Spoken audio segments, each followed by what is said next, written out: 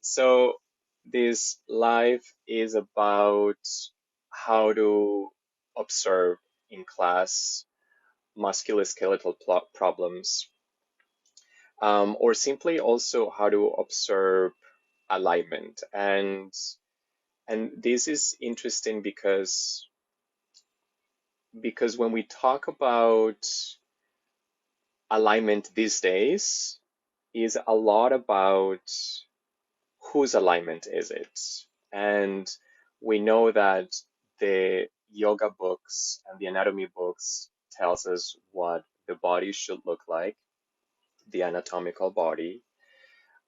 These books tell us how a pose should look like, how the shape of something should look like, where the collarbones are in the body, where the patella or the kneecaps are on the knees, where the pelvis is anatomically, where the feet are, all that stuff. And I would say that in the last few years, there has been a, a lot of talking about whose anatomy, whose alignment. Everybody is very different because everybody's bones are gonna be different. Um, they all have a general shape when it comes to the bones. They all have the general shape, but on the other hand, there is slight variations that happened within the shapes of the bones. And so that's anatomically. And then when it comes to alignment, is, we have all these shapes that we're supposed to follow and try to mimic in a way and replicate with our bodies.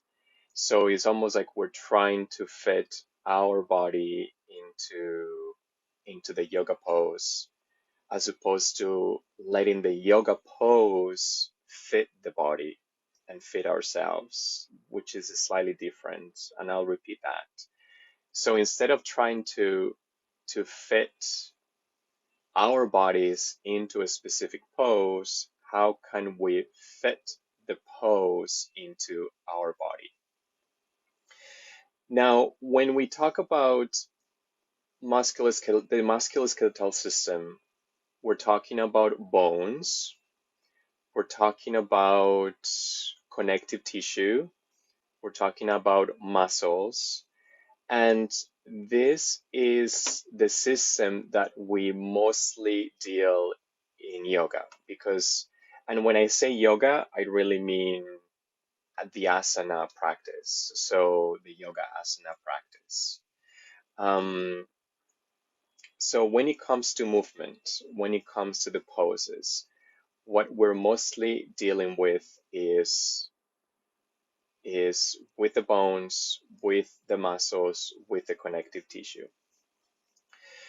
Now, connective tissue, and then in a way, like our knowledge and everything we've learned, especially in the West, likes to separate the bones and the muscles and the connective tissue. But if we really look at how the body looks inside, we will notice that a muscle, in order for a muscle to connect to a bone, it needs a tendon. And a tendon is basically an extension of the muscle. Now, a tendon doesn't really have the same makeup or chemistry as a muscle, but a tendon, because it is an extension of the muscle, it is a muscle that eventually becomes and switches its makeup in order to connect to the bone. So it feels and it looks and it acts and it reacts slightly different. A tendon is known as connective tissue, but also bones are known as connective tissue. Let's say that the hardest, so think of connective tissue as in a spectrum. The most liquid kind of connective tissue is your blood. and the hardest kind of connective tissue is your bones. So, and then everything in between. There is tendons, there is ligaments, there is fascia, there is cartilage. So all these kinds of connective tissue that we give names to, but at the end of the day, they are all part of the same thing. They if we are going to tie in the philosophy of yoga back into it, is one. The body, the anatomy is one.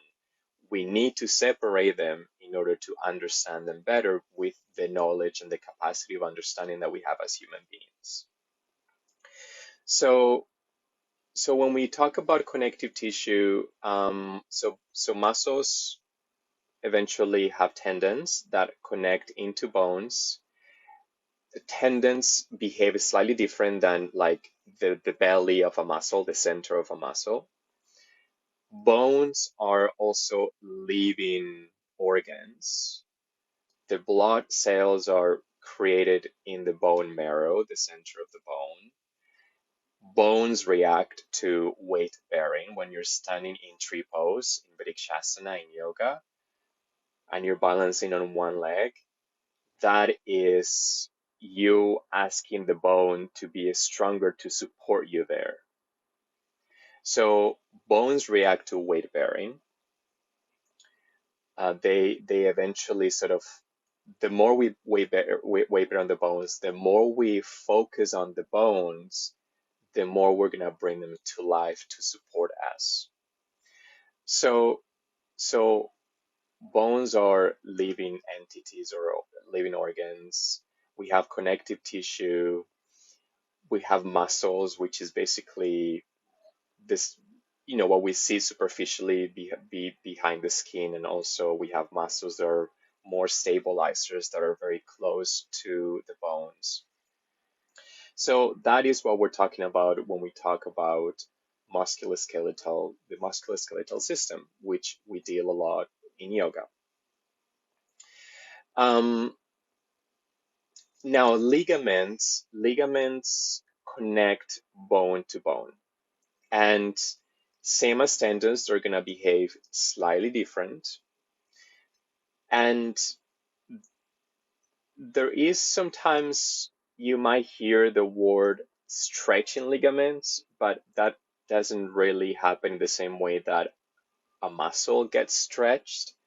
A ligament really wants to go back to its natural state. It might give you a little bit of space for you to go in a forward fold or somewhere else, but the ligament is always want to come back to its natural state. And these days in yoga asana practices that we go to, maybe soon we're going to be going to classes as studios open again in different places of the world. As we go back into classes,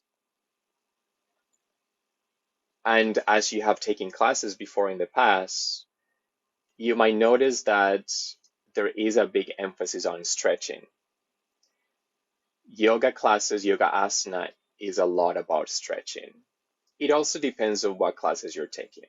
But if you, let's say you tend to go to a vinyasa class, a hatha class, there is a lot of stretching that happens in the class.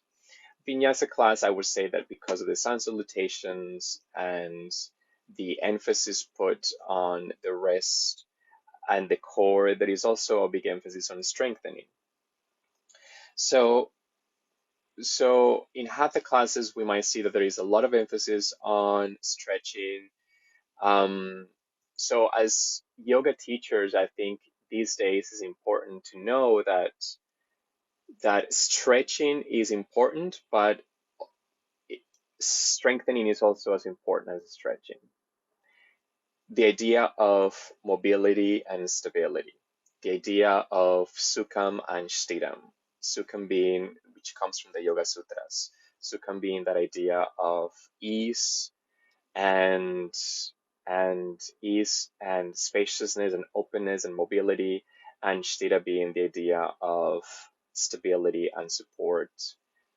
So, and if you talk to a physiotherapist and massage therapists, they also have a lot on of their language. They talk a lot about mobility and stability as well. So there is four ways. I mean, there is many ways, but I'm going to talk about four ways that we can support people in their practice, and we can support musculoskeletal problems in practice. And the first way, which I think is actually the most important way, is to observe. So as a yoga teacher, and so as a yoga teacher, observing is your biggest skill, especially when it comes to asanas, to poses. In order for us to observe someone, we also need to observe ourselves and observe outside of the yoga studio. So when you practice, when you do your own practice, you observe your own practice, you analyze your own practice, you feel, you embody your own practice. So then you are noticing how you react to the poses, how you react to the asana, and then you're going to be able to take that experience into the yoga studio and teach that experience to others. It's not going to be the same experience to others, obviously, but you are transmitting your own experience that might help others. You're always going to be different for everyone in the class. So observe yourself first, and then you're going to observe, then you're going to have the skills to observe your students in class and observe people outside the yoga studio. When you are walking on the street, how, like, it's very interesting to see how everyone walks on the street. And then you start to analyze, oh, their feet sort of like externally rotate as they walk, or their feet internally rotate as they walk, or they have the shoulders forward as they walk and the head is back, or they have a very sort of like prominent chest where they walk and the shoulder blades are toward each other. So everyone is going to have different ways of moving, and that is always going to happen because we have different ways of growing up, and we come from different places and upbringings, and because our skeleton and the slightly differences in the shapes of the skeleton remain there as we start to grow from babies into adults, then some of those shapes are going to sort of like become more prominent in the way that we walk, the way that we do things, sports, movement in general, and then you're going to be able to see that in your yoga class. So in your yoga class, everybody's going to look very different. All the triangle poses, all the warrior two poses are going to look very different. So observing is one important thing that you can support your students, whether you know about musculoskeletal problems or not, whether you know about someone's knee injury or ankle injury or hip injury. Now, observing and also when someone comes to you, so that's sort of like observing from the outside, you standing in your yoga studio as a teacher watching everyone. But then once we start to notice, or once you start to have people coming to you and they say, hey, I have a knee injury, or I have an ankle injury, or I have a hip injury, then you're going to have more information. Obviously, you're always going to ask, what is your health provider suggesting you to do? Because we're not doctors, so we shouldn't really tell people what to do. But at the same time, doctors are not yoga teachers either. So I've known people that have been sent to yoga by doctors, but they go to hot yoga, they go to very extreme, intense practices, and they should be in a yin class, or they should be, in a gentle hatha class. So always ask what the health provider has suggested. If they suggested yoga, did they suggest a specific kind of yoga? or they just say yoga, and then you talk to them more about, what it is that maybe is going on with them. And then you can, based on your knowledge, all of us have specific anatomy knowledge in yoga, and the more you teach, the more anatomy knowledge you will sort of like build up in your career. So based on your knowledge, you can either say, well, actually, it sounds like you should need rest and go to yin or go to restorative, or yeah, you're in the right class if it's a hatha class or something like that. But if someone has a lot of problems and they go to a power vinyasa class level 3, then you know it might not be the best class for them. They can always stay there, and of course, by with love and support and compassion, you tell them, notice and watch your body and see what's happening, and don't feel like you have to go at the same speed as everyone else. Maybe, feel free to find a corner in the room where you're comfortable and you don't feel like you're at the front of the room and everybody's watching you. So once someone has come to you and say, hey, I have A, B, or C kind of injury, then you can watch their practice, and you can even ask them, do you know which pose is a pose that is uncomfortable for you? And is this pose when you feel the pain, is it coming into the pose, or is it staying in the pose, or is it coming out of the pose? Those are very different things.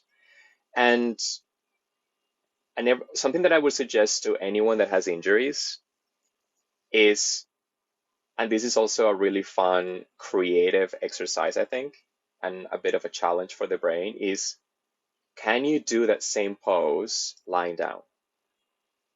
Can you recreate exactly what you're doing lying down?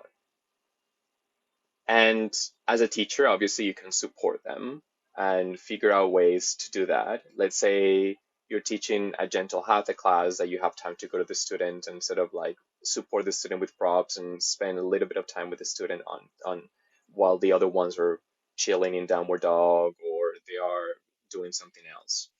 So can you do the pose lying down, and can we find ways to support it?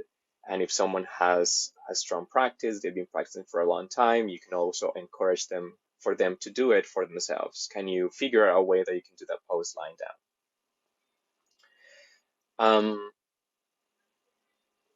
So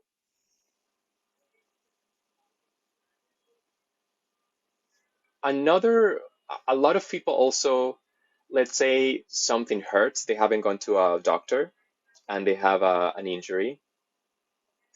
And again, first of all, say, you should probably go to a health provider and then talk to them and see that, make sure that what you're doing here, coming to yoga class, is the proper thing to do. And you can also ask them with your finger, can you point where the pain is? And then let's say they say, oh, I have a pain, in my knee. And then with the finger, let's say this is the knee joint, with the finger, they like point slightly above the knee. Well, slightly above the knee, let's say this is the thigh, this is the thigh, this is the knee. Slightly above the knee is going to be the quadricep. So maybe the pain is about the quadricep muscle and not the knee. It's about the front muscle of the thigh and not actually the knee joint. So then a lot of us think that because I'm pointing here, that this is going to be the shoulder. This could also be just the muscle that is connecting into the back or into the neck. So especially if someone has little knowledge about anatomy, their shoulder joint might be a bigger area than the shoulder joint actually is. The knee joint might feel like a bigger area than the knee joint actually is. Same with the ankle, with the pelvis. So ask them, with their finger, point where the pain is. Maybe that muscle, and maybe you're like, you know what? Let's not go too far with the muscle today, take it easy. You might give them some modifications, some other things to do. And so we've talking about observation so far. Now, another thing that you can do is try to create a space for the area. So if you know what the area that the problem is, so here's the thing when I say space for the area. A lot of people think that because something hurts, let's say the hamstring. So the hamstring is the back muscle of the thigh, and the hamstring muscles originate somewhere around sort of like the base of the pelvis, and then they connect behind the knee joint. And then someone thinks that because they have a hamstring injury, they have to stretch it. So when you think about creating a space for an injury, it doesn't mean that you have to stretch the injury. A lot of the time, which is another way you can support your students, is by strengthening the area. So that is a myth that you always have to stretch the area where there is an injury or discomfort. Sometimes you feel like, oh, I feel like I need to stretch that area, and the more you practice, the more you're familiar with your own body, the more you embody your yoga practice, your asana practice, the more curious and intuitive you might become to the extent where it's like, yeah, this needs to be stretched, obviously, but you know what, this feels a bit weak and I'm going to strengthen it instead. So is again, as I go back to the beginning of the lecture when I was talking about observing our own practice and how by observing our own practice, a form of self-study, we can take that and teach it to others, and hopefully our own experience helps someone else's experience. So observation, stretching, you can stretch an area that has an injury, but really talk to the person. Is this stretch making it worse? How about if I do this strengthening instead? Let's say chair pose. So if someone has a hamstring injury, again, the hamstring, the muscle behind the thigh, and you are sitting down with your legs straight and then bringing the upper body forward into a forward fold. So sitting down, forward fold, head down toward the legs. And if it's like that person is doing that, you're talking to them, and it really hurts, then stretching is not for them. They don't have to go too further forward to understand and to feel that is good for them. Even if they sit down with legs straight and they go slowly forward, they might feel already that that's enough and that hurts. So then maybe stretching, we need to take a step back, stretching here, and let's stand up into Tadasana mountain pose, come down into a chair pose with your legs spiral.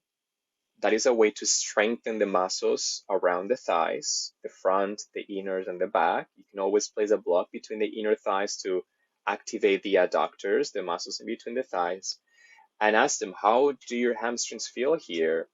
And what kind of pain is it now? Is it the same kind of pain that you felt when you were stretching? Is it different kind of pain? Does it feel different? Does it as you embody this pose, does it feel that is beneficial for you instead? So talk to the students, see how the student feels. Give support in the sense that provide them props. If they're lying down, brainstorm and figure out with them how to make something be more beneficial for them with props, with support. Use language that is supportive. You can talk to the rest of the class. If anyone has an injury today, you don't have to do this. You can do this instead, or come down to child's pose or downward dog, and you know You don't have to do it today. Another very important thing about musculoskeletal problems and supporting in practice is rest. Is, you don't have to come to yoga because you have a discipline. It doesn't mean that discipline mean I'm going to push myself for more pain to go to class. You can stay home, you can rest, you can do restorative yoga. Yeah, okay, you want to come to class, that's fine. All of us have different personalities. It's hard for some people to stay home and not do their practice. So, have you tried restorative yoga before? Have you tried a meditation class before? Have you tried visualizing? I think that this is something I'm getting used to lately, and is visualizing. Is how can I visualize my practice as I am sitting in a meditation position? Because I think that visualization is more powerful than we think. And if someone is very injured and is still in a practice, try visualizing your practice. It's a form of meditation. It's a form of building up focus, and and also because we still don't know the power of visualization, it can actually be more beneficial than you think it is.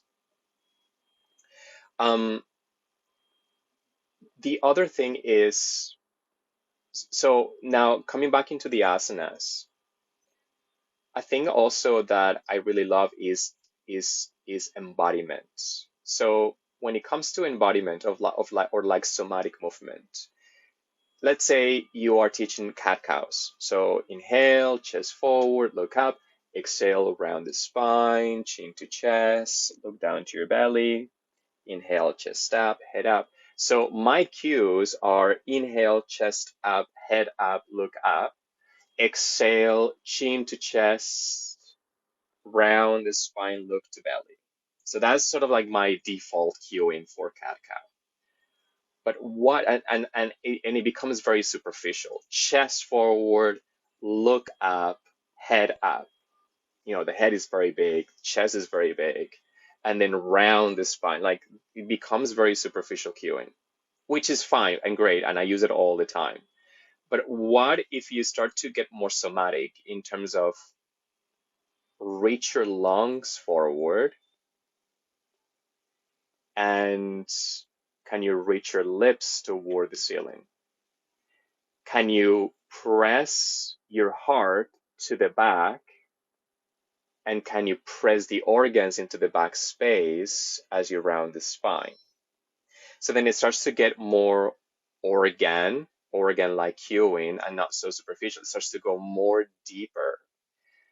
That could be a way to create a space.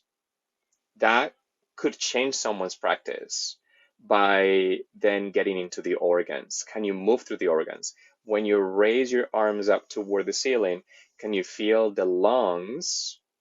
Can you feel like you're supporting your arms from the lungs? Can you feel like you are using your inhale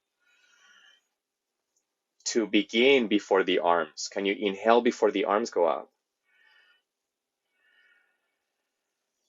How is it supporting your arms? So there are many ways that we can change our cueing, so it becomes more deep.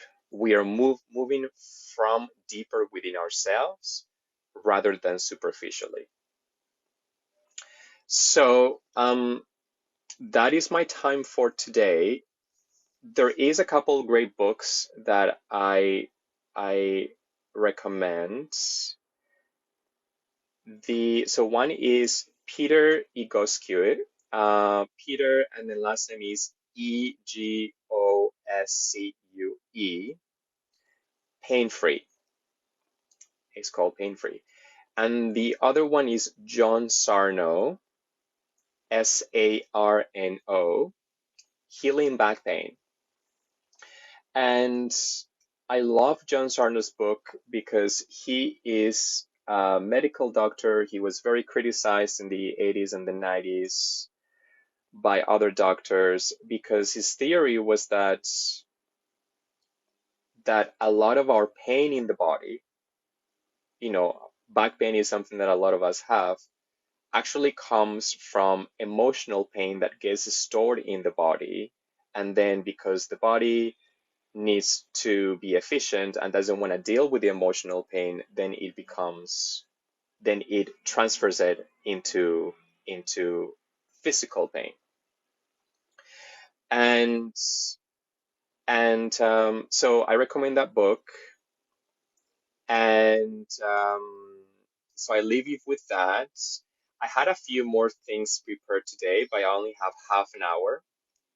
So I am gonna leave it at that. And if you have any questions, just put them down on the comments, and then I'll use today to reply to your questions based on my knowledge. Thank you so much, everyone, for watching. Have a lovely rest of your day. Namaste.